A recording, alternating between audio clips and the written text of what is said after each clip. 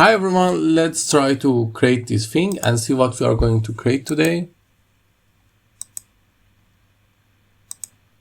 You see, it's an easy one with a little effect that make it look great. At first, just create a three rectangle. I think it's nothing to tell you about. Just creating them. And after creating them, create this text. Now let's color them again.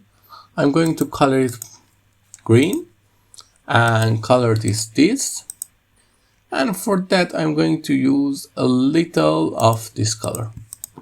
Now, just copy that in the new slide, bring this out, a lot out, and this thing a lot out also. Then, increase the size of this thing, bring it up, copy the text and paste it. But the text is not visible, so I'm going to change its color to white for the best visibility and set the transition to morph. Your slide is ready. I hope you like it. If you like it, tell me in the comments, and I hope you have a nice time.